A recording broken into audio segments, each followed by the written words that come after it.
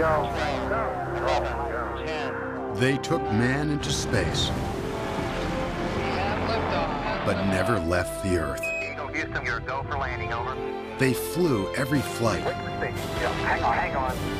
from right here on the ground. We had to pull missions literally out of the fire, make the right things happen, and bring these crews back home.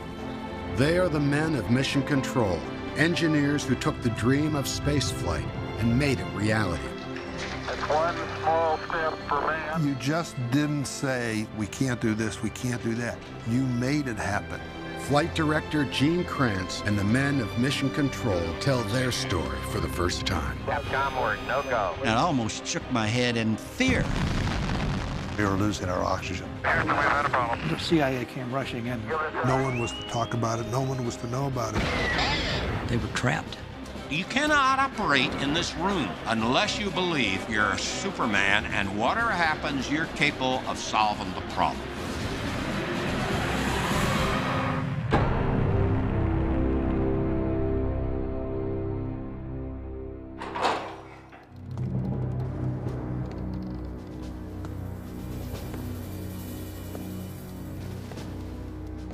History was made in this room. Apollo Mission Control in Houston. It's silent now, but there was a time when it hummed with electricity.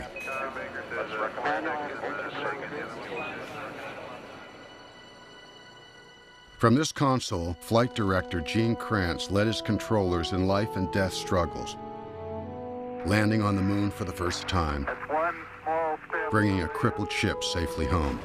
Houston, we've had a problem. Fate brought Gene Kranz to this place, made him an actor on this stage. The long journey that put him here began years earlier with a young boy's dream. The dream of flight. I had been standing in the tops of trees, and I just sway back and forth. And this was part of this adventure kind of thing. My brother-in-law got one of the pilots in there to give me a ride, and it was just like I died and gone to heaven. I was an eagle. I was soaring. I was flying. That day, it just captured me, and it's never left me. The young boy's dream would soon come true, but the silver wings that would carry Gene Kranz aloft were born not of laughter, but fire.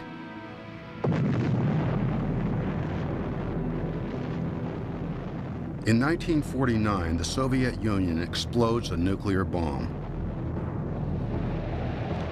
America and the Soviets become locked in a terrifying standoff, a Cold War. The two sides appear evenly matched, but on October the 4th, 1957, America suffers a stunning defeat.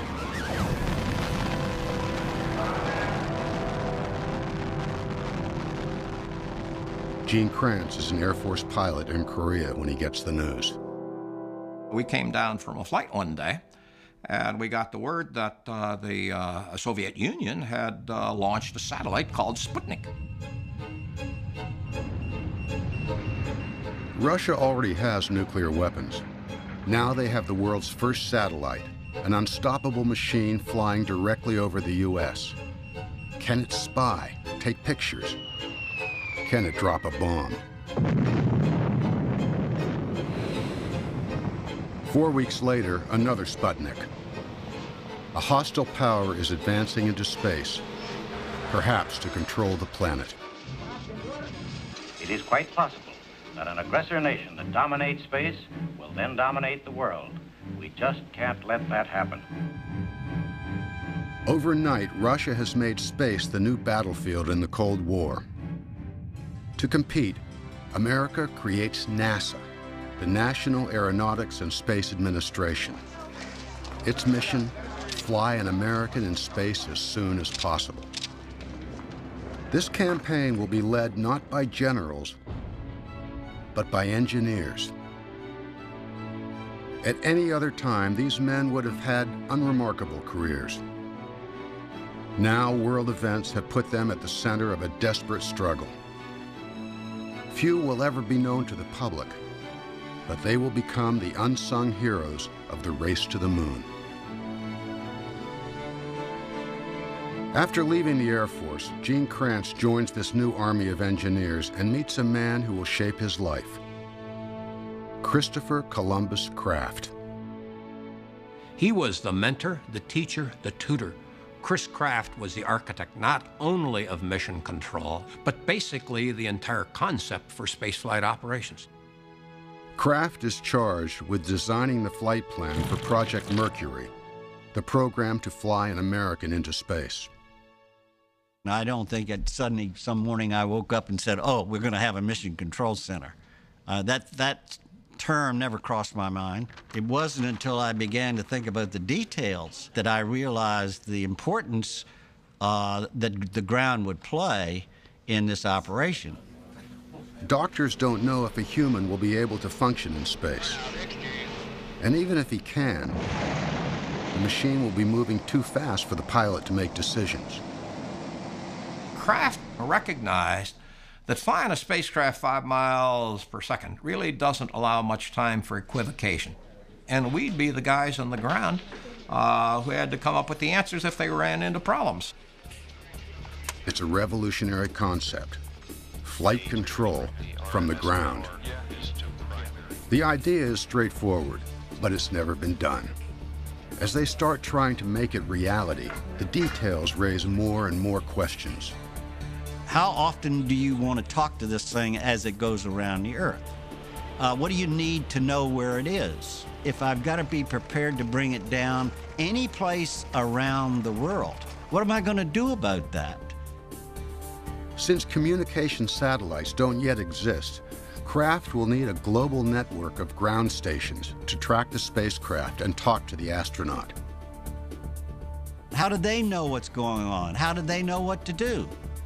There needed to be a place where decisions had to be made and distributed. Now, my goodness, I do need a central facility. That facility will soon become Mercury Control. While Kraft's team is planning it, other NASA engineers at Cape Canaveral, Florida, are facing challenges of their own.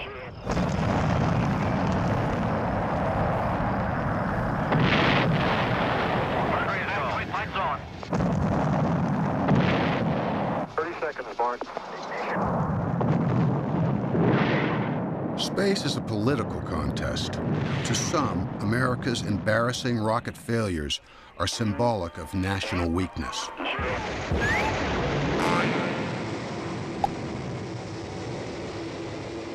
The question was whether we in the United States had really fallen behind in science and technology, not just in the space program. On April 12, 1961, the Russians drive the point home. The spaceship was built in Russia. The takeoff and the landing somewhere in Russia. The name of the man, Yuri Alexeyevich Gagarin. When Yuri Gagarin becomes the first man in space, it is the biggest Russian triumph since Sputnik. They secured these large boosters, which have led to their putting their man in space. We are, I hope, going to be able to carry out our efforts this year, but we are behind. When the Russians flew first, now the pressure on the United States was probably tenfold what it was before that. May 5th, 1961. Newly completed Mercury Control will attempt to send astronaut Alan Shepard into space. Shepard's flight can't match the Soviets. He won't even reach orbit. But it will be done live, in full view of the world. Somebody said to me, we're going to have this operation done as it happens on national television. And, you know, I almost shook my head in fear because that's something I'd never been faced with before. 6, 5, 4, 9 north, longitude 60, 48 west. What was the first? The first one was 1, 8, latitude. There is flame underneath the bird. There goes the red star. Shepard's flight will last only 15 minutes, but it's 15 minutes of pure unknowns, and the future of the entire program is riding on the outcome. Shepard's flight was literally fraught with danger, and it was the one that we had to make happen if we were to keep moving forward in space.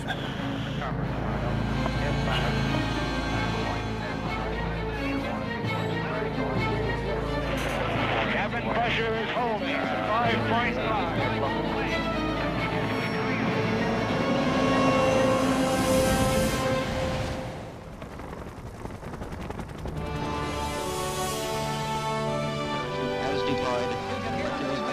Now they are absolutely screaming. It is a tremendously successful. Apparently, Alan Shepard is in excellent condition. The Russians are still ahead, but they fly in secret. Launching Alan Shepard on live television gives America an edge in the battle for world opinion. Even 24 hours after that flight, we already knew that that flight had had a remarkable impact in Europe. Even though we didn't achieve what Gagarin did, the fact that we did it live and people could see it happen had a tremendous impact. And I think it was very reassuring to the Europeans to see the inside of mission control on TV, and it showed that we did still have capability. Shepard's flight made it happen for the team. It was only 15 minutes, but it was a precursor of the great things that would come. The political prestige of even this 15-minute success is not lost on the president. On May 25, 1961, John Kennedy ups the ante. I believe that this nation should commit itself to achieving the goal before this decade is out of landing a man on the moon and returning him safely to the earth. No single I couldn't believe it. This whole idea of doing it before this decade is out is absolutely ludicrous. And then you think about it a little bit more and you get away from the initial impressions and you say, holy cow, what a challenge, what a job. This guy trusts us when we haven't been able to put a man in orbit.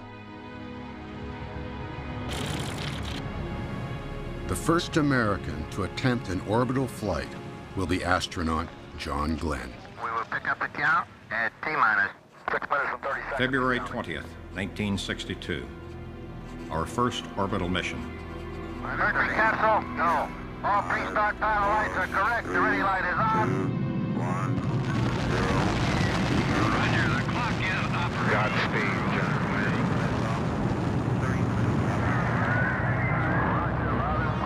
Glenn's flight will shape the future of mission control in ways no one expects.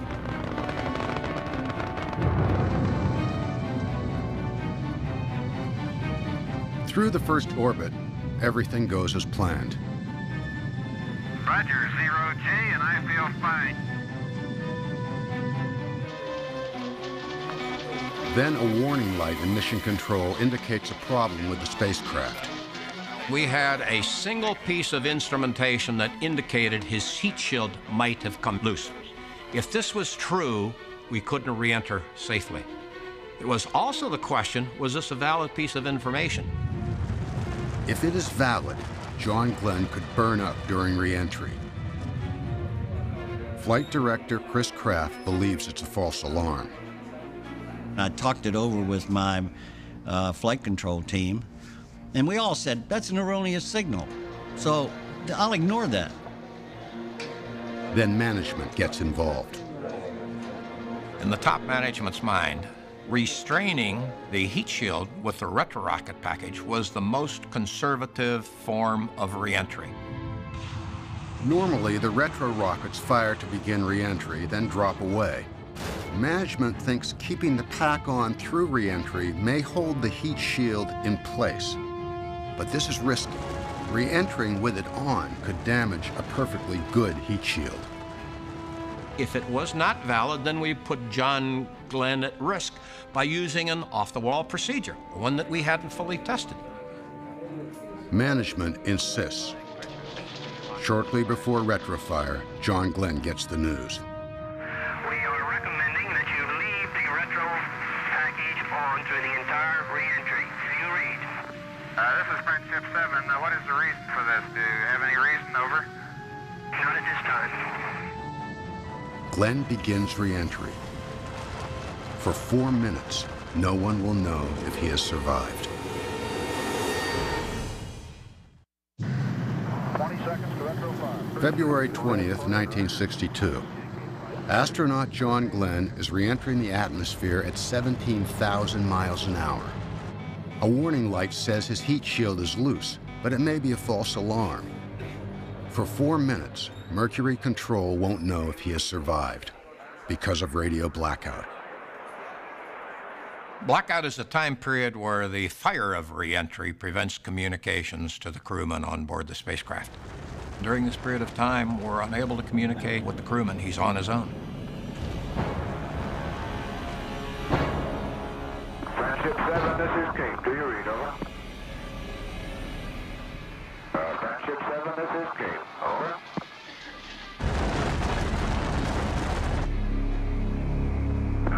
This is Cape. Do you read? Over.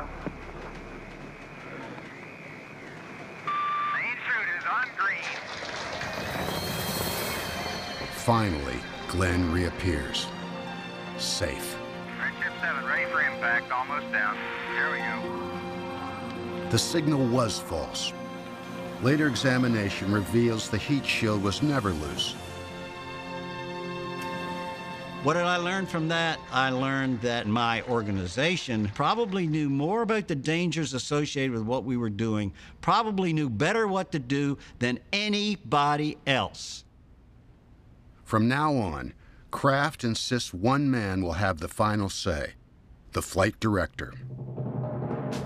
It was essential that the flight director was the ultimate authority. And Chris Kraft made sure that that was the way it was, and that means that any of his bosses, even up to the NASA administrator, even up to the president, cannot reverse a decision that he makes in real time.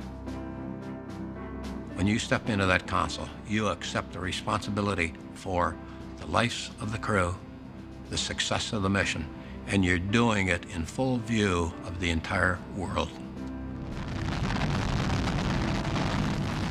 Over the next year and a half, 3 more flights proved the concept of ground control.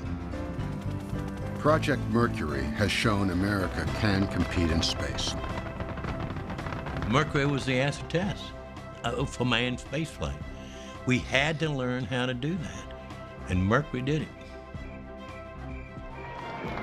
Then, on November 22nd, 1963, the man who has given the engineers of Mission Control their biggest challenge is cut down.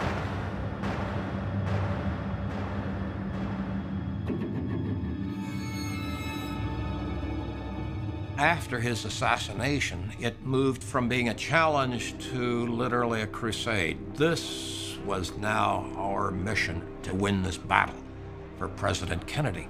It was visceral, it was gut. We are going to do it, and we're the right people to do it, and we're going to do it in the time frame he said we'll do it. But they won't do it without people. Lots of them. To get to the moon, NASA will need legions of engineers. We didn't have to hire people. They came to us. They came to us in droves. And most of the young people that came to us were the first in their families ever to go to college. We were all about the same age. We all graduated within a year or two of one another. We were all 22, 23 years old. I was trying to build up a herd of Herefords because I thought I wanted to be a rancher. A friend says, why don't you send in an application? So the next thing I knew, they didn't even grant me an interview. They sent me a job offer for more money than a country boy had ever seen, by the way. I'll never forget what it was. It was $6,770, $6,770 a year. We didn't have many PhDs. We didn't have many master's degrees. We had guys with BSs, with a lot of common sense, who were very adaptable, in a lot of cases were brilliant, who fit into this control center environment. A new control center is built near Houston, Texas. Officially named the Mission Operations Control Room, MOCR, to the public it will come to be known as Mission Control. In this room, the idea of ground control will grow and be perfected. The concept is simple. Divide the spacecraft and mission into parts. Each controller will handle one part. Those in the front row, the trench, navigate, controlling where the spacecraft is and where it's going. Theirs is a world of orbital mechanics, physics, the laws of motion. Their job was the mathematics of space. Their job was to take these equations that were put into computers, find a way to get us into orbit, and then get us back home. The second row, systems, watches over the machine. Engines, computers, batteries, oxygen, everything it needs to function and keep the astronaut alive. The systems row was about power systems, environmental control, oxygen, that kind of stuff. Very different kind of culture, and usually different kinds of thinkers. The room is a pyramid. At the top sits the flight director. Controllers give him information. He makes the decisions. If Mission Control is an orchestra, the flight directors, Chris Kraft, John Hodge, Glenn Lunny, Gene Kranz, and all who follow, they are the conductor. The flight director's job is to take any actions needed for crew safety and mission success. I have between 15 and 21 controllers in this room who provide me inputs, but ultimately I have to exercise the mission decision. Mission Control will be made of more than wires, buttons, and screens. This room develops its own culture, and fitting in starts with learning the language. You want Omni Bravo? I was staying at one of my friend's house, and she said, well, how was your first day? I said, it was really exciting and fine. I said, except I might as well have been in a foreign country. I didn't know what anybody was talking about. GNC, give me a RCS propellant consumed so far. It looks like a PCM count from 302. It was all acronyms. I mean, and then there was acronyms of acronyms. ECS Econ. Go. I think we may have some RCS, huh? Roger. On UHF, the Ecom's going to talk about the EPD CDS and what relationship it might have to GNC and whether or not that will cause us to abort the mission and go into the Tanana Reef. That kind of stuff. I'm going to lose it. Okay. Acronyms are just the beginning. Each console connects to 25 phone lines or loops. Controllers must learn to decipher multiple conversations at once. One of the things you learned to do was to be able to listen to 3 and 4 and sometimes 5 loops at one time. And you'd be picking out what you had to know and what you wanted to hear and what you didn't want to hear. Okay. It's going down. It's going down. Thank you. Hang around the fuel search tank. Slow down. We blew them out. Flight Econ. Go ahead, Econ. You'd learn how to pick it out. Either that or you'd probably just drown in the job. Let's try flight. The young men who come to Mission Control in the 60s, and they are all men, live in an engineer's paradise. Intense, high-tech, competitive, and insulated. Outside, an American cultural revolution will soon begin brewing. As the 60s unfold, Mission Control will be many things. One thing it will never be is hip. They were all had button-down white shirts, narrow ties, and of course the pocket protectors there for the pens and the pencils. First of all, for the record, I'd never owned a pocket protector. I never wore one in my life. I didn't either. Other people did, but I never owned one. Mine was leather, but I had one. Working in Mission Control will change their lives forever. It's not a healthy environment, but with the coffee, cigarettes, junk food, and stress comes a sense of identity, love for the job, and pride that in a crisis, their country is counting on them.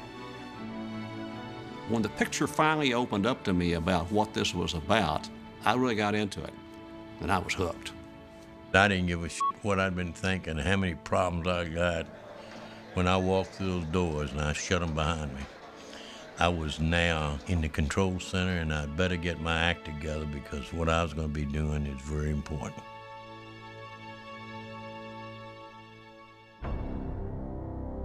The Russians surprised with another first in the person of Alexei Leonov, who they say became the first man to walk around in space. On March 18, 1965, the world is reminded that Russian engineers, not Americans, are making the important breakthroughs. Russia has moved ahead of the U.S. once more in the race for the moon. In the top levels of the White House and in the Congress, there was deep concern that all the important things were being done first by the Soviet. They were the first ones to orbit anything. They were the first ones to put man in space. They were the first ones to put a woman in space.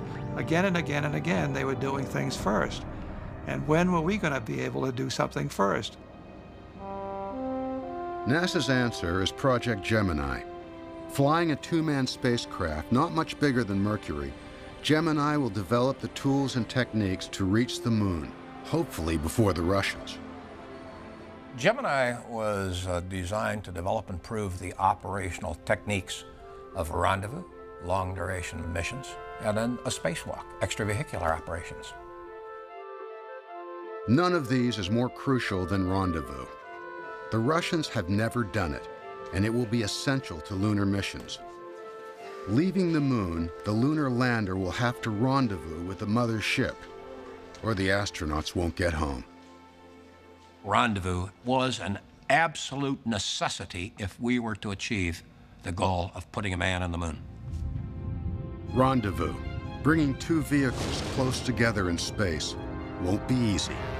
Each one is moving 17,000 miles an hour, faster than a rifle bullet. Getting them on the same path within a few feet of each other without crashing will be the most complex maneuver ever attempted. A president's pledge, billions of dollars of hardware, years of work by tens of thousands of people, all for nothing if rendezvous doesn't work.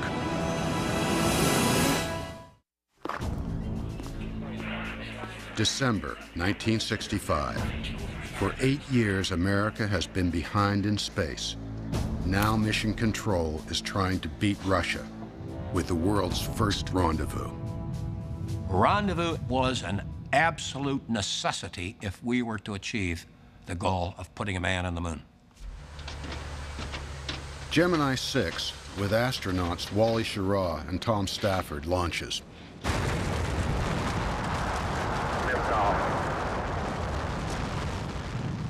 They will attempt to rendezvous with Gemini 7, flown by Frank Borman and Jim Lovell, already in orbit.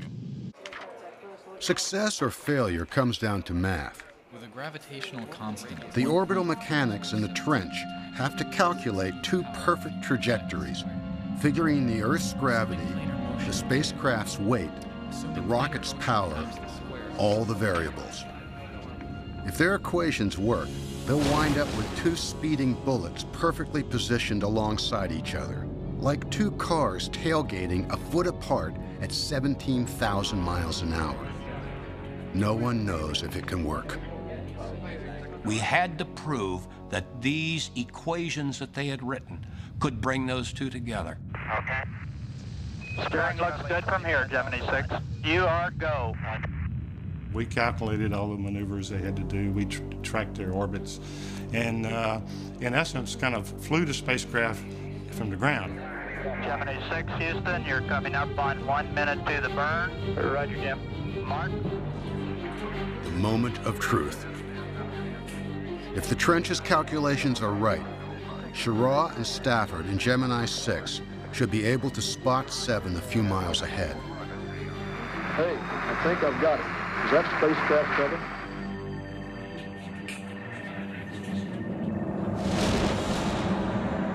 Ed Fendell is a controller at the Hawaii tracking station.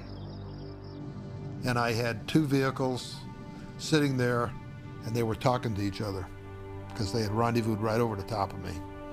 And it was very, very exciting. Yeah, we're sitting up here playing bridge together. We're in formation with 7. Everything is go here.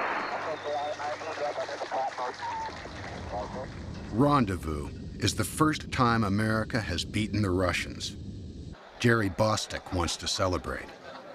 I went to the flight director, Chris Kraft, and said, would you mind if we broke out some American flags and showed a little emotion in the control center? And not only did we put them on the console, I have to admit, we got a little excited and we waved them around.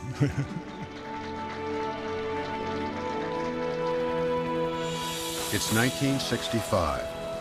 The dual mission of Gemini 7-6 is a triumph. The only technique remaining to be mastered is spacewalking, what the engineers call extravehicular activity, EVA. A year earlier, astronaut Ed White's 15-minute spacewalk had gone well.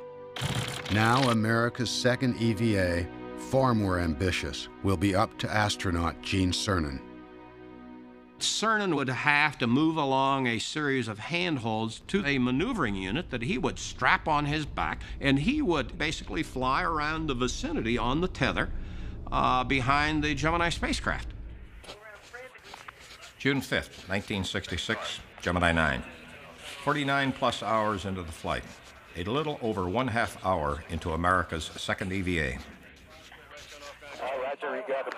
Everyone expects Cernan's EVA to be easy, but in zero gravity, he has trouble. He can barely control his movements. All my energy went into trying to stay in one position and anchor my body. Every time I'd make a motion to do that, my body would go in the other direction. I'd turn a valve and a valve would turn me. In a stiff suit with nothing to hold on to, it becomes an extreme workout. And just listening on the ground, you can hear the labored breathing. He's just breathing hard.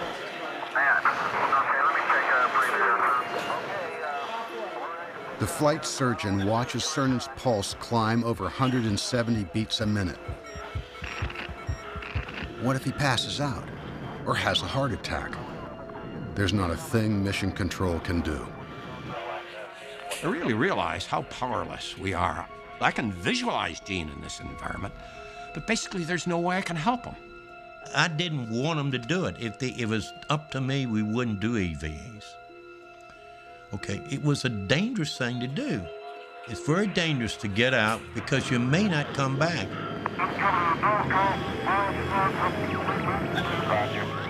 Finally, Stafford and Cernan agree to call it quits.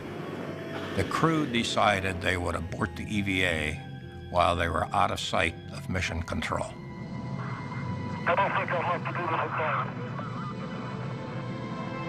It was scary. When they got that hatch closed and we could see the pressure in the cabin start coming up, everybody, it was a little bit of a, whew, glad that's over. We had to take an entirely new approach to extravehicular operations. The answer was surprisingly simple. Study and train for EVAs underwater, where gravity is neutralized. Neutral buoyancy training, still in use today, leads to new tools, handholds, foot restraints that make all the difference. In November 1966, Gemini 12 executes a perfect spacewalk. In Gemini, Mission Control has mastered rendezvous, learned to fly 2 spacecraft at once, and recovered from near disaster with EVA. Gemini was the confidence builder. It gave our industry time to learn how to build these space systems, but it was the confidence builder for the planners, the operators in this room, and the astronauts. Not too many people remember Gemini today, but it was Gemini that taught us the techniques we would need for Apollo. Apollo, the program that will send men on a 500,000-mile journey. With 3 years left to the end of the decade and John Kennedy's deadline, everyone is working around the clock. We used to be working 16, 18 hours a day. You'd work 6, 7 days a week. You automatically worked every Saturday. That was the world we lived in. That's go fever. It's other inputs that make you want to do things beyond the good logic you have. We suffered go fever many times because of that commitment to Mr. Kennedy. Go fever has become a way of life at NASA. With the first Apollo flight only weeks away, nothing is ready. There just weren't enough hours in the day to get all the things done that we needed to. And we kept pressing the schedule, we kept pressing the time, we kept pressing in every direction. The Apollo 1 crew, Gus Grissom, Roger Chaffee, and Ed White, are racing too. And they're frustrated with the spacecraft. The Apollo was a mess. It had a lot of things that had not been tested. It was shipped to the Cape, not ready to go. So we lived with that damn thing around the clock.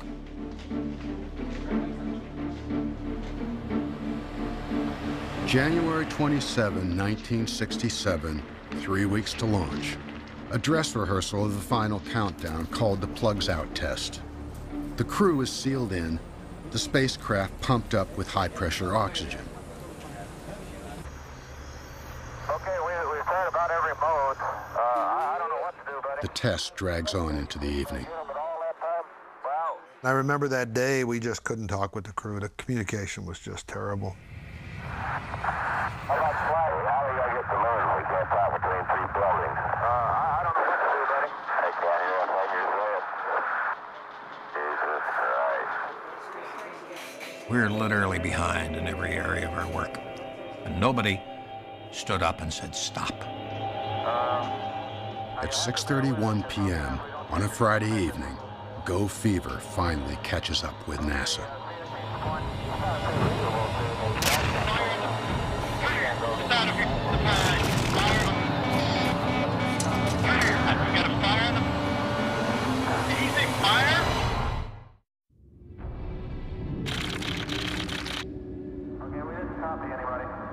For those who are a part of Apollo, its history lives in two halves. The dividing line between them, January 27, 1967. That Friday, here at Pad 34, everything changed.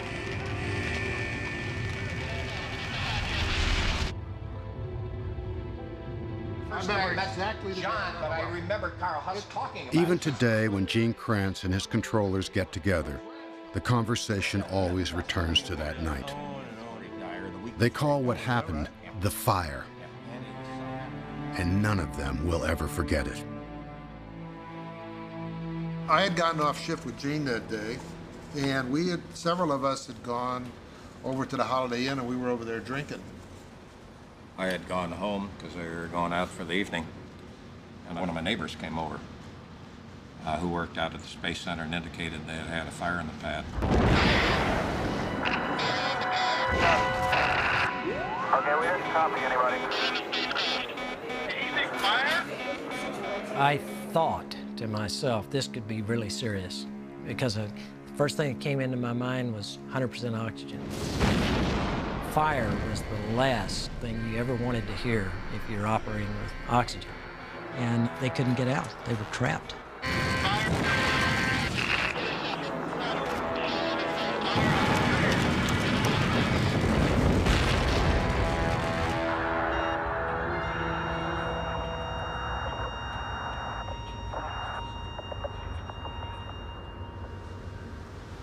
And that was the end of it. It was all over in about 12 seconds.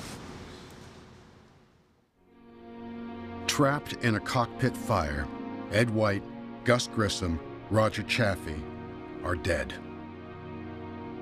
For many young controllers, the fire is their first experience with death. For everyone in NASA, it marks the end of their innocence. This started, I would say, probably the most difficult week in our year. history. Well, but a lot of guys a process. Get through that first week. Get over that. Come back to work. First barrier. Get back to work. Figure out what are you going to do about it. Monday morning after the fire, Gene Kranz speaks to the team.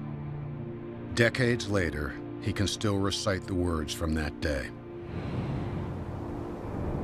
Spaceflight's terribly unforgiving of carelessness, incapacity, or neglect. I don't know what the Thompson Committee will find as the cause of this accident, but I know what I find. We were the cause. The simulators weren't ready. Our software and mission control didn't function. Procedures weren't complete. Nothing we did had any shelf life. And no one stood up and said, "Damn it, stop." Now, from this day forward, mission control will be known by two words: tough and competent. Tough meaning we will never again shirk from our responsibility because we're forever accountable for what we do or what we fail to do. Competent, we'll never again take anything for granted. We'll never stop learning. When you leave here today, you will write these two words, tough and competent, on your blackboard, and they will never be erased. They will serve as a constant reminder to the sacrifice of Grissom, White, and Chaffee. That's all.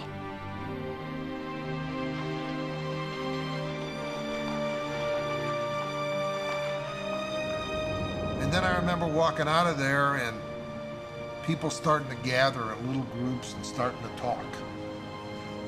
And I think our whole attitude changed, and I think we changed. I think we then took the challenge to go make things right.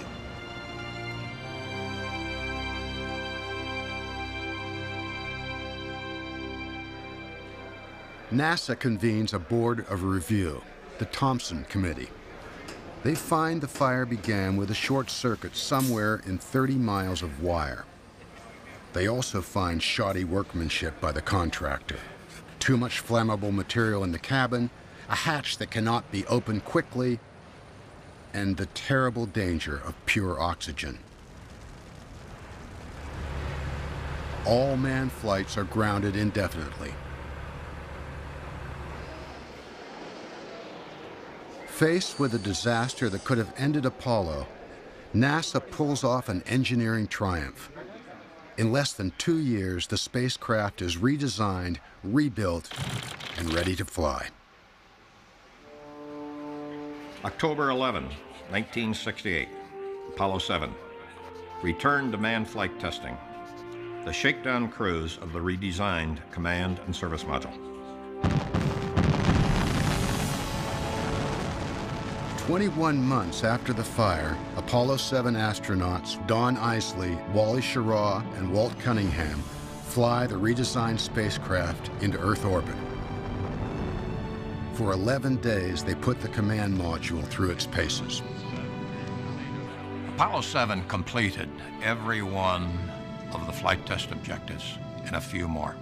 It was a mission that was accomplished flawlessly. The spacecraft performed in an exemplary fashion. Apollo is back on track. But distant events are about to impact mission control. CIA satellite photos reveal Russia has a moon rocket of its own, ready to launch.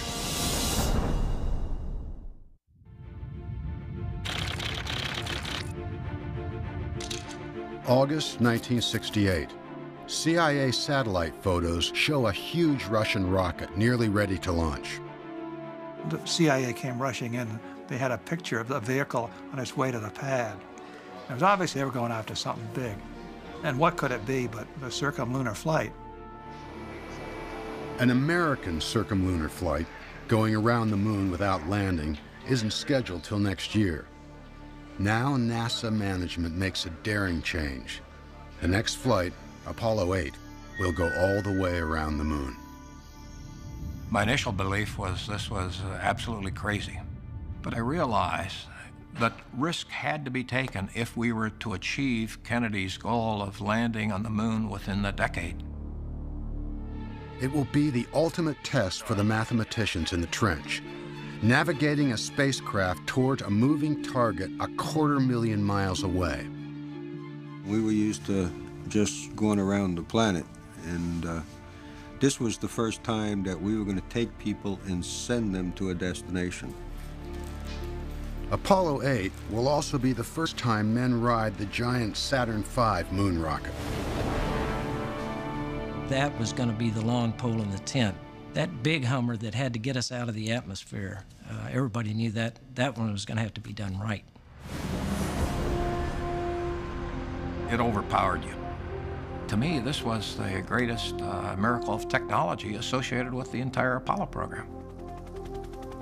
Taller than a 30-story building, the Saturn V weighs 6 million pounds. Just handling it takes a collection of huge, complex devices, each a marvel of engineering. To move it, a self-propelled platform bigger than a baseball diamond. To service it, a tower taller than the UN building in New York. 9 movable swing arms carry it electricity and fuel. Each weighs 30 tons. Underneath it, a flame deflector, taller than a 6-story building, will keep the exhaust from bouncing back. Without it, the rocket would destroy itself. Hold-down arms keep it bolted to the pad until the engines reach full power. They must all release within 30 milliseconds of each other, or the rocket will tip over as it starts to move. By December 1968, the rocket is ready. Apollo 8 astronauts Frank Borman, Jim Lovell, and Bill Anders are about to become the first humans to head for another planet. Gene Kranz can only watch. He's training for the next flight. I was sitting out Apollo 8, and this is probably one of the times in my life when I really appreciated being in the sideline during the course of the mission, because I had the ability to feel every emotion. I didn't have to suppress it like the guys on the console. 20 seconds and counting. 15 December 21st, at 6:51 a.m., the beast comes to life. Except for a nuclear bomb, the noise of the Saturn V is the loudest man-made sound on Earth.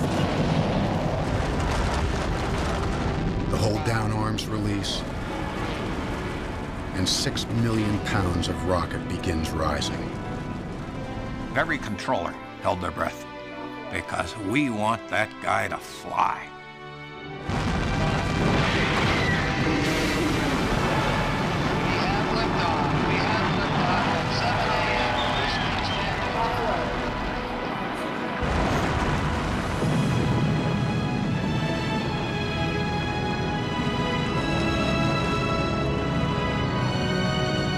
Power clear.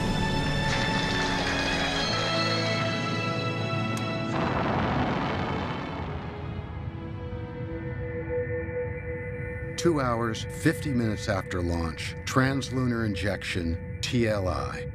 Apollo 8, you are go for TLI. For the first time, humans will leave the gravity of the Earth and head for deep space. Ignition. Roger, ignition. I had this visceral feeling that we have left Earth orbit going to a place that a human had never been before. Apollo 8, Houston, you're looking good here, right down the center line.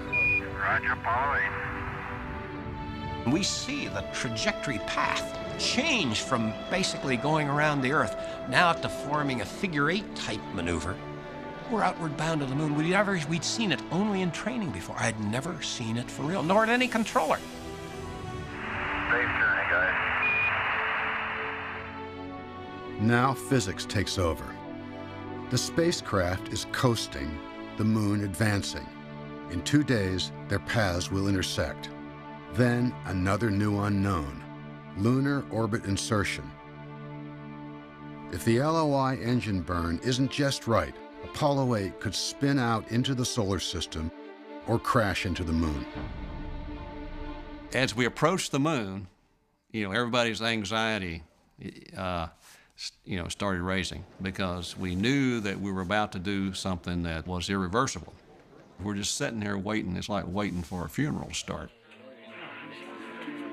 You have one engine that has to work perfectly, and if that engine doesn't work, you're not going into orbit around the moon, or if you're in orbit around the moon, you're not coming back home. Apollo 8, Houston, trajectory and guidance look good. Over. The engine burn will happen behind the moon, out of radio contact.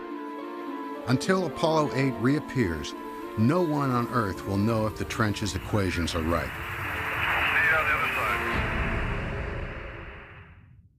Apollo 8, Apollo 8. Christmas Eve, 1968. Astronauts Frank Borman, Jim Lovell, and Bill Anders in Apollo 8 have just disappeared behind the moon. While they're on the other side, they'll perform a critical engine burn. The trench has calculated the exact instant Apollo 8 should reappear.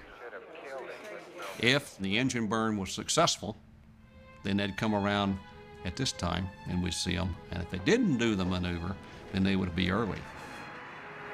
We've heard nothing yet, but we're standing by.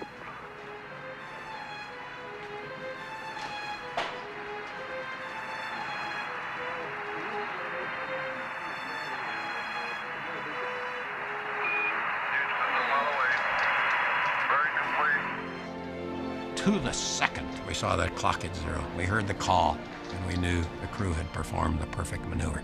We were now in orbit around the moon. So Apollo 8 now in lunar orbit. There's a chair in this room. For the first time, humans have arrived only 60 miles from another planet. I think the best way to describe this area is a vastness of black and white. Absolutely no color.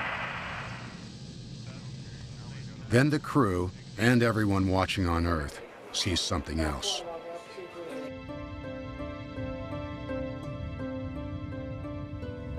That was indescribable.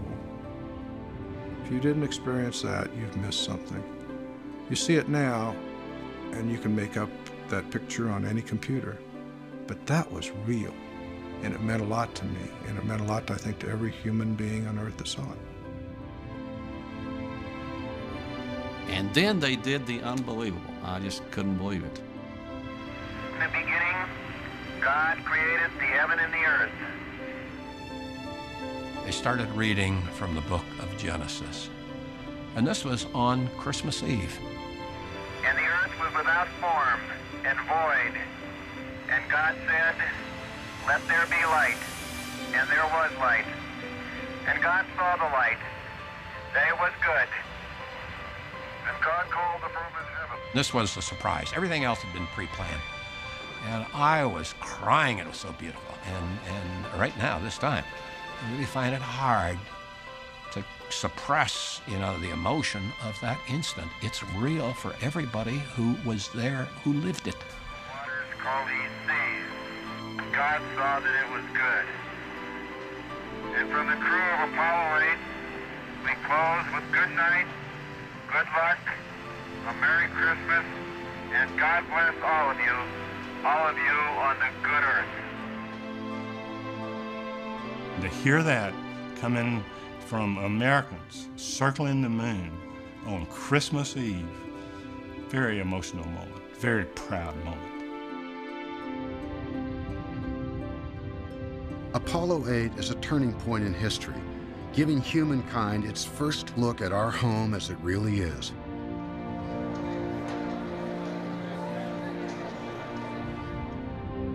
In early 1969, 2 more Apollo flights, 9 and 10, test the lunar lander. By June, Apollo 11, the first moon landing attempt, is only 4 weeks away. Behind the scenes at Mission Control, Gene Kranz's team is training, simulating the landing. The simulations were so real that no controller could discern the difference between the training and the real mission. Astronauts are in a mock spacecraft, controllers at their consoles. When the sim begins, the mission is played out as if for real, following a script created by the simulation team, a script designed to uncover weakness. They would start out with a normal mission so we could see that. After that, the rules were off. They would throw in any kind of failure we might be able to have. The sim guys were devious people. They would give you a red herring to send you off sideways here and get you distracted And then come the bomb buster, you know, hit you, kaboom. Only a month before the real landing, Kranz's sims are not going well. It seemed we couldn't do anything right. We'd crash into the surface of the moon. We'd abort unnecessarily. Our bosses would call us up on the phone and they'd say, "Hey, what's going on down there?" By July 5th, they're out of time. There's one final sim before launch.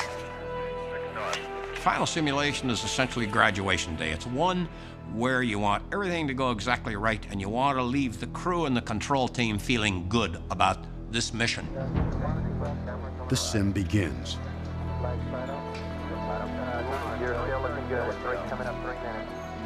In charge of the landing computer on the lunar module, the LEM, is Guidance Officer Steve Bales. Halfway through the sim, the computer sounds an alarm. This alarm should never come up. So I called an abort. Capcom, we're no go. Roger, you are no go, no go. I thought we had done the right thing. My controllers thought they had done the right thing. But the simulation supervisor came in and said, "No, you didn't do the right thing. You had that computer program alarm, but the computer was still functioning correctly." According to the sim supervisor, Kranz's team aborted unnecessarily. As a team, we had failed our final training day, and this was bad news. In a little more than a week, Apollo 11 will depart for the moon, and Gene Kranz's team is not ready.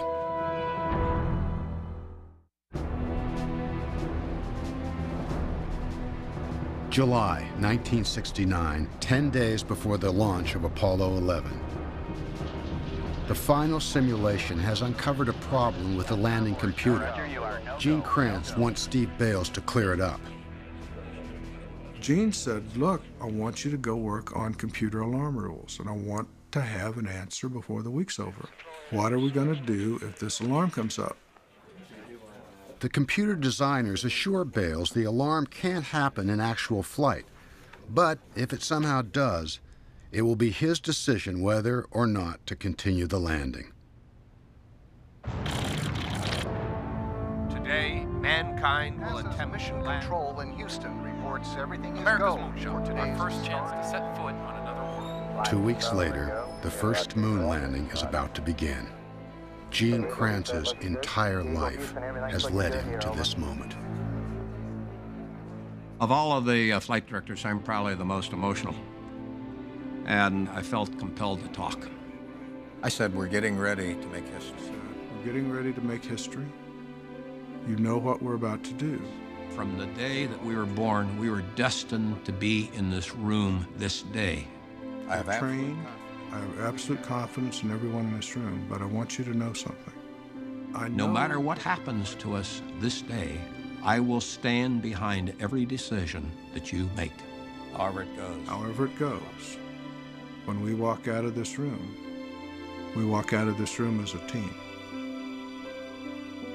I can't even say that today without getting choked up about it. That was the best thing he could have said to me. And I said, "Lock the control room door." And from that moment forward, no one would enter or leave this room until we had either landed, we had aborted, or we had crashed. Kranz checks with every controller before starting the landing. Okay, all flight controllers, go for powered descent. Retro, go. Fido, go. Guide, go. Control, go. Telcom, go. GNC, go. Ecom, go. Surgeon, go. Capcom, word go for powered descent.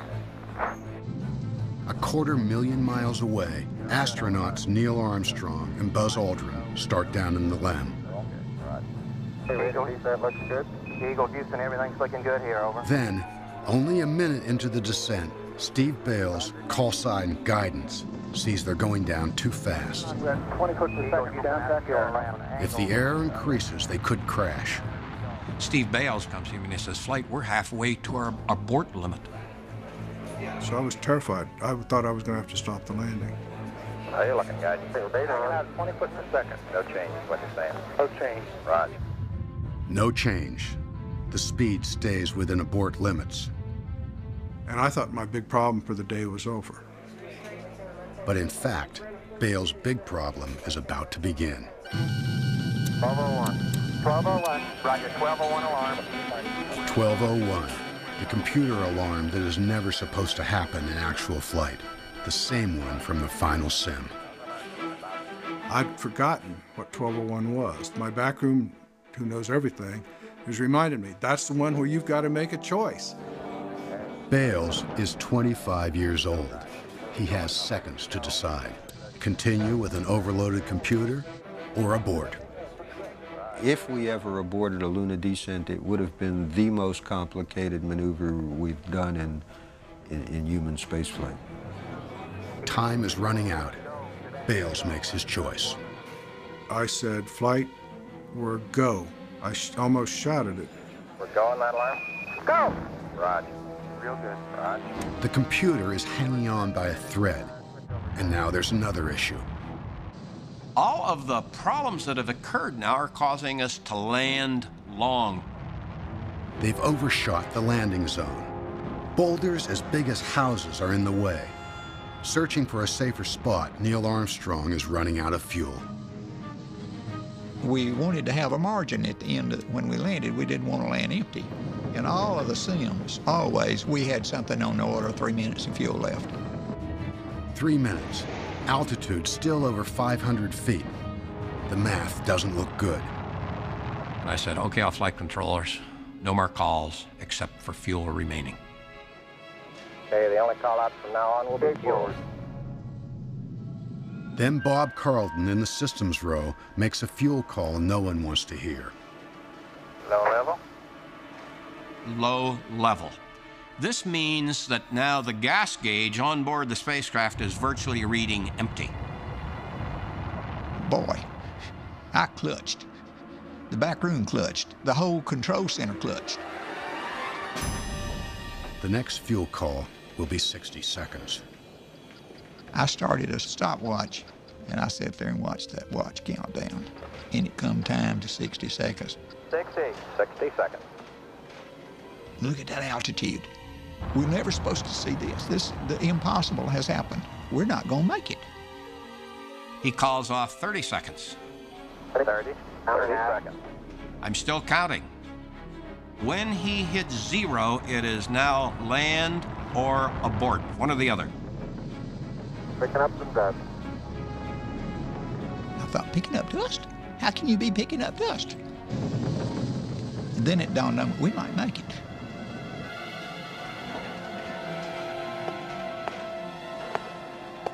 About the time that he now calls off 15 seconds, we hear the crew going through the process of shutting down the engines. Contact light. Okay, engine stop. We've had shut down. Control both autos, engine command override off.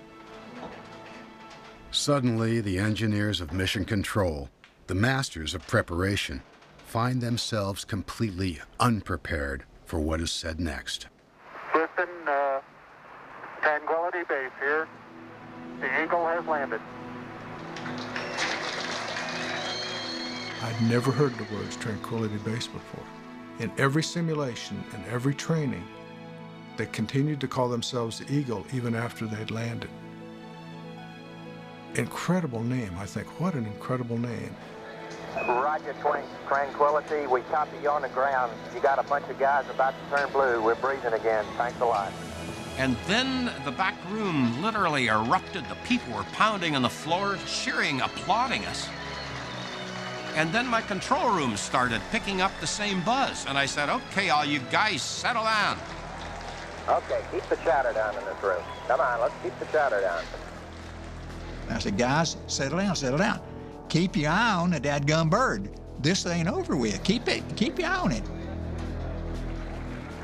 Outside the control center, the world celebrates. Inside, the mission goes on. Crew and spacecraft must be watched over, systems checked. Gene Kranz has another countdown to a decision. Is it safe to stay on the moon? It's just another moment in a busy, busy shift. Now, flight controllers, about 45 seconds to T1, stay no stay. Stay no stay. Stay no stay. Stay no stay. Stay no stay. Stay no stay. The first moon landing was an experience shared by millions. Ironically, some of the few who missed it were the very people who made it happen. It's one small step for man, one giant leap for mankind. That instant, we missed. And this team I felt so emotionally attached to that I just wished we could go back to that time and place and just do it one more time, only this time, really enjoy the moment rather than having to be so darn busy. Everyone in Mission Control assumed that this would go down in history as their finest hour. They had no way of knowing that an even greater challenge lay just ahead, a challenge that would take them to the brink of disaster.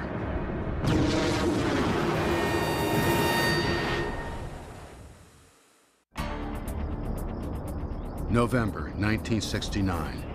NASA has met their deadline, landing on the moon before the end of the decade. But Mission Control cannot rest on its laurels. The flights that follow will be just as challenging, just as dangerous. Before every flight, our job was to train and simulate, to be ready for anything. Once we launched, our job changed. Then, it was all about problem solving. The most critical time is launch, powered flight. With a crew riding on 6 million pounds of high explosives, controllers don't have much time to solve problems. During powered flight, the mission decision process operated in around a 20-second time frame. Most people would think of 20 seconds as a blink of an eye. In Mission Control, it was a lifetime. November 14, 1969, Apollo 12. Astronauts Pete Conrad, Dick Gordon, and Alan Bean are headed for the second moon landing. The need to make a fast decision is about to fall on controller John Aaron. He's in charge of electrical and environmental systems. His call sign, ECOM. The thing that makes a good ECOM is a natural curiosity about how things work, even if you are not responsible for them. 2, 1. Ignition Apollo 12 lifts off. It's Jerry Griffin's first launch as flight director. And all of a sudden, everything, all the data went away, and there was a big static in my headset. What the hell was that? I said, ECOM, what do you see? I looked down at all of my telemetry data, the readouts from the spacecraft, and they were nonsensical. In the spacecraft, astronaut Alan Bean has no clue either. Just lost the platform, gang. I don't know what happened. Lights pop on. The alarm system comes on. More lights than I'd ever seen in the simulator. I mean, there was main bus A, main bus B. I got 3 fuel cell lights, an AC bus light, a fuel cell disconnect, AC bus overload, 1 and 2, main bus A and B out. It's an electrical failure. The command module has lost main power. Emergency batteries take over, but they'll only last 2 hours. Mission Control is facing a launch abort, jettison the spacecraft, and blow up the Saturn V. Now John Aaron's curiosity pays off. A year earlier, during a test, he had seen a strange pattern of data and had learned about an obscure switch inside the command module that could fix it. I had seen that pattern before, and it had been 1 year since I had seen it. But it was like that pattern was written in my mind. The Saturn V's engines keep burning, but the command module on top of the rocket is barely alive, powered only by emergency batteries. Everyone expects ECOM to abort. Then Aaron makes a different call. I said, flight, tell them to take the SCE to aux. Flight comes out, SCE to aux. And I said, what? Say again, SCE to aux. SCE to aux. I said, what's that? It was some obscure switch, signal conditioning electronics to auxiliary. I turned to the Capcom and Jerry Carr, and I said, SCE to aux, Capcom. And Carr said, what? Mission Control comes back and says, Try SCE to auxiliary, over. NCE to auxiliary. SCE to auxiliary. What the hell is that? Do something. SCE to auxiliary. It turned out Al Bean knew where that switch was. It was back over his shoulder. He threw the switch and we got all of our data back and we could see what the problem was. We got it back, flight. Looks good. Okay. Later analysis reveals Apollo 12 had been hit by lightning, which traveled down the rocket's exhaust to the ground, knocking the spacecraft's main electrical system offline. The obscure SCE switch wasn't designed for this situation, but it works. Thank God for mission control. Thank God for mission control. I didn't have any idea what to do. Pete Conrad broke out in nervous laughter. You know what it did? I know what it is. He laughed all the way into orbit. I never saw somebody light up the pillar so many lights before I couldn't read them all. Apollo 12 went on to make the second moon landing. In the control center, John Aaron's call, SCE to aux, became legendary. If you took a poll of all of the people and asked them who is the most capable flight controller to ever sit in mission control, I think the majority of them would say John Aaron.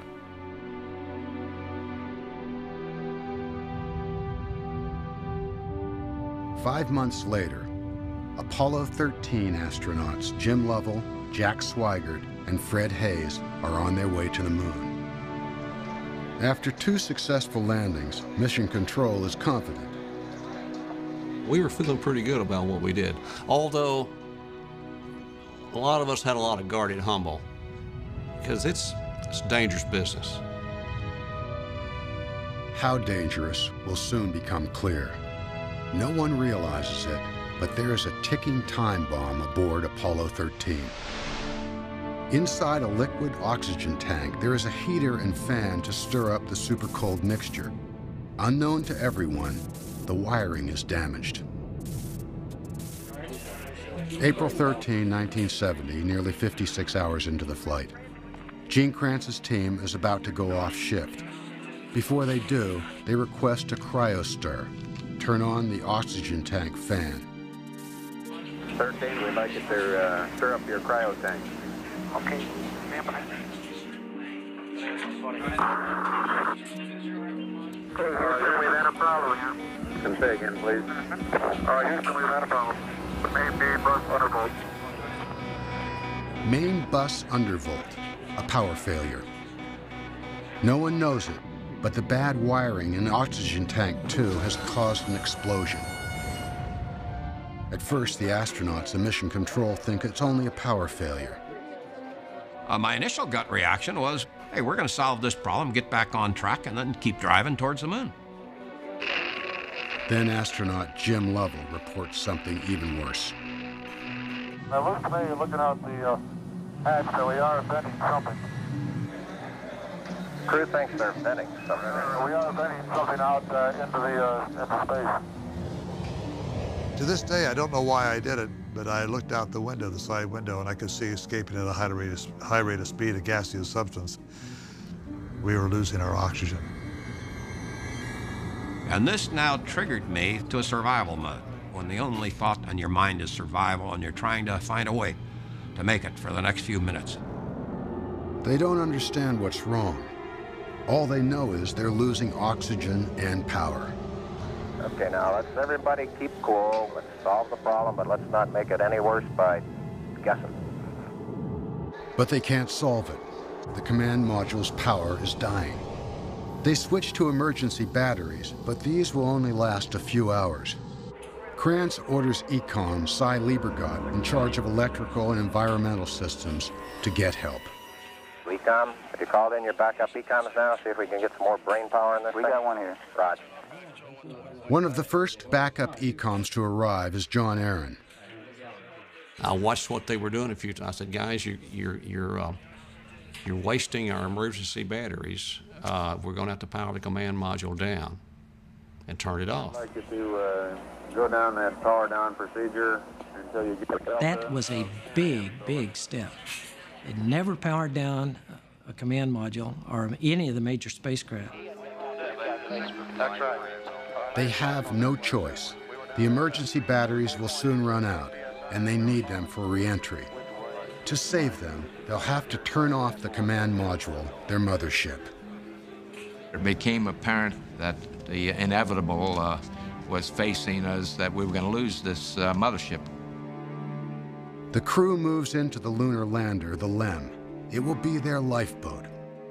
The command module, the only piece that can bring them home, is turned off to save its batteries. Now we know there's no more going to the moon. We also know it's going to be damn tough, maybe impossible, to get this crew back home. NASA reacts like any family after an accident. All over America, phones begin ringing. At contractors' offices and mission control, engineers not on shift come in to get the latest news, to help, or just be there. I'll never forget it going run up those steps. I didn't know what was going on. I said, man, I bet you I'll never be the same when I come out of this place. I knew it, and I wasn't. At this moment, Gene Kranz calls his mentor, Chris Kraft. I knew it was serious when I walked in the room. The electricity was here, the smoke was here, the environment was here, that these guys were under the gun. And he walked to me at the console. I was busy, and I says, Chris, we're in deep shit.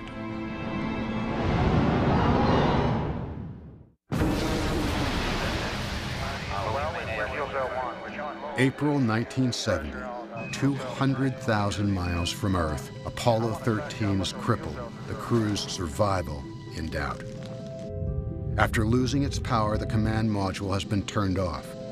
Astronauts Jim Lovell, Jack Swigert, and Fred Hayes huddle in the lunar lander. It can keep them alive, but with no heat shield or parachutes, it can't bring them home. That can't be. If we didn't come up with some answers darn quick, not only wouldn't there be a landing, this crew might not come back to Earth. If the crew can be saved, it will take the entire mission control team. In the trench, it was our job to speed up their return back to Earth. The systems guys then had to figure out how they could get their systems to sustain life on board their spacecraft for as long as they could. An hour after the explosion, Gene Kranz's team goes off shift.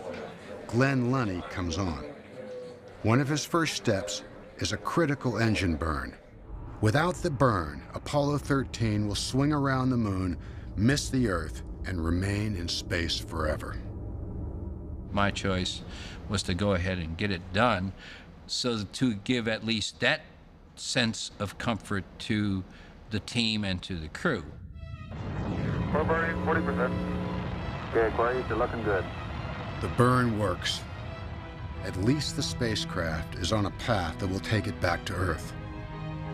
It was still a long way from being home, but we'd taken our first step, big step, back out of this hole. Glenn was the one who sort of restored order to the room and got us thinking on an even keel.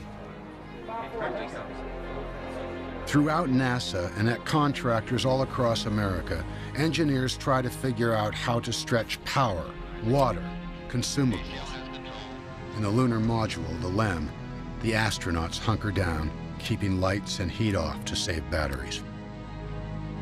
There wasn't enough thermal blankets, so this thing cooled down. So I got a lower urinary tract infection, chills and fever. Of course, the chills part got very bad with the temperature environment we had. As Fred Hayes gets sicker and sicker, temperatures drop near freezing. In Mission Control, Gene Kranz has assembled his team in a back room. I said, okay, everybody listen up. We have never lost an American in space, and we sure as hell aren't going to lose one now. You have to believe it, your team has to believe it, and we are the ones that must make it happen. The key will be powering up the dead command module. Only it has the heat shield and parachutes for re-entry.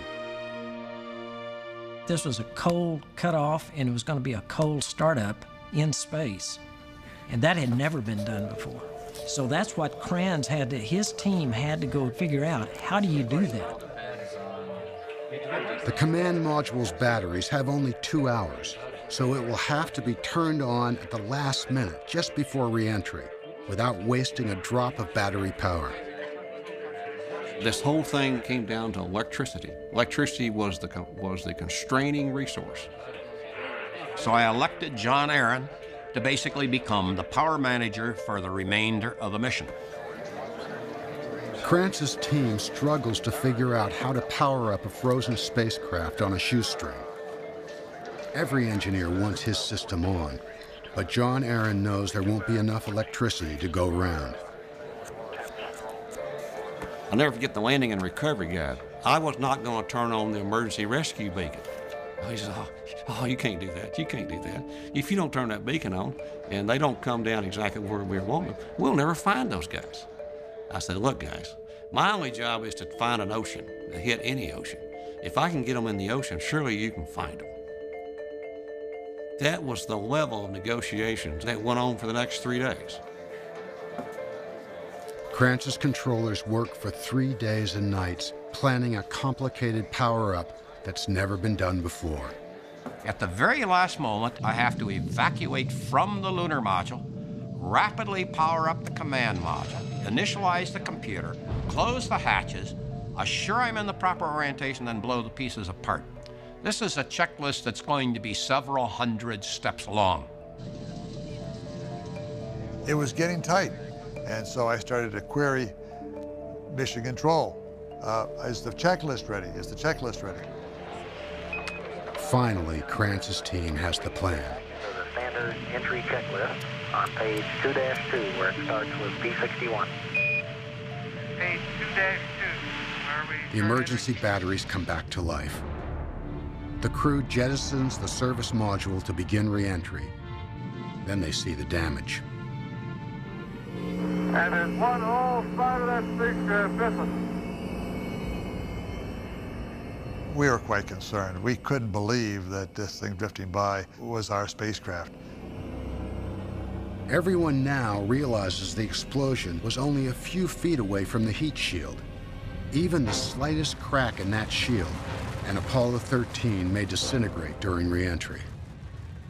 We didn't talk much about it because there was nothing we could do about it.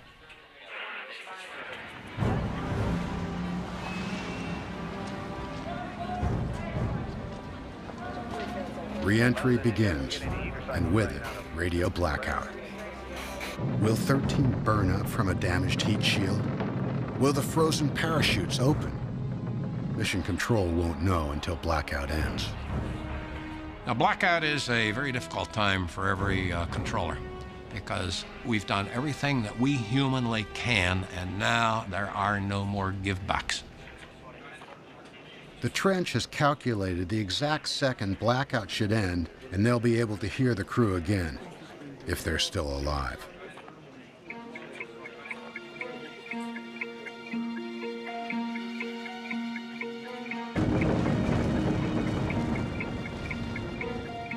The clock counted down through 0.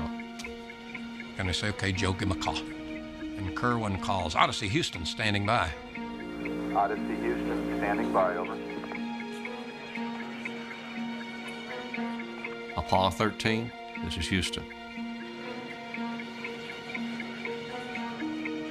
13, do you read? This is Houston, over.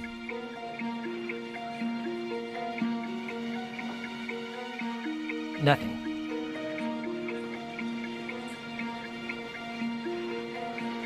I said, Retro, are the clocks right? And he says, yeah, Flight, they're right.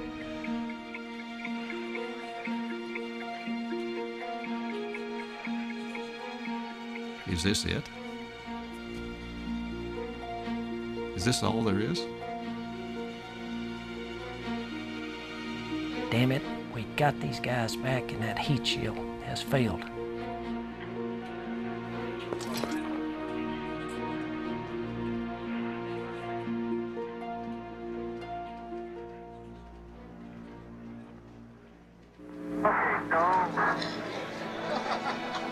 My gosh, where have you been?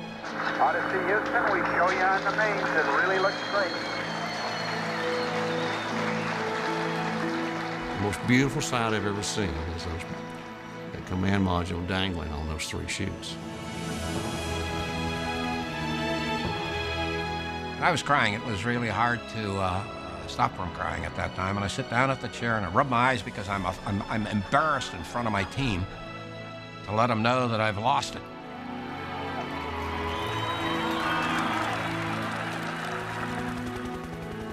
The rescue of Apollo 13 was Mission Control's finest hour. When these engineers said, "Failure is not an option," that wasn't just a slogan. They meant it literally. When something bad happened, it was the job of each person in the control center to analyze what all of the options were. How do we get out of this? Look at all of the options, and failure was not one of them.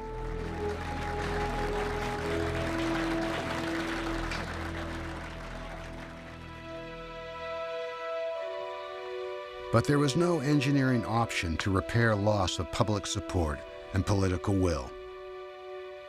In December 1972, Apollo 17 ended the greatest exploration in human history.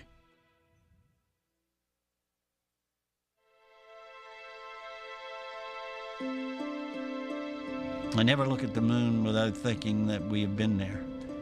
I never look at the moon without thinking that it was a miracle that we got there.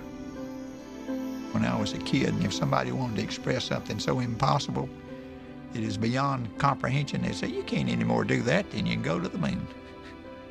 And there's the moon. To this day, I go out at night and I relive that moment when I saw the crescent moon, knowing that people were walking around on it. And I yearn for the day for that to be the natural thing again. Could we do it again? Could we, America, really do that again? It took a very clear goal mandated by the president, the backing of the Congress, the backing of the citizenry, and a bunch of stupid guys like me that didn't know that it couldn't be done. Today, the original Mission Control room is silent, but it is not empty. Every time you walk in that door, you can feel the events of the past. I feel extremely proud of what we were able to do. I feel the pangs of terror that all of us faced. So I feel all of those emotions when I enter this palace. This console here was the best part of my entire life. And I spent almost 10 years at this console. It is my life. It will always be my life. And I will never leave it behind. After the Apollo program, Gene Kranz remained at NASA for 22 more years, through the triumphs of Skylab, the Space Shuttle, the Hubble Space Telescope, and the tragedy of the Challenger. Today, he and all the others who pioneered the art of flight control have retired. But the torch has been passed to a new generation of mission controllers, cut from the same cloth, imbued with the same spirit. Setbacks are inevitable. Like the original Brotherhood of Controllers was tested by the Apollo 1 fire, today's controllers are also being tested. But just as nothing could end man's exploration of Earth, so too will the grand adventure of space continue. And whatever distant places future generations aim for, they will be carrying on a journey that had its start at a place called Mission Control.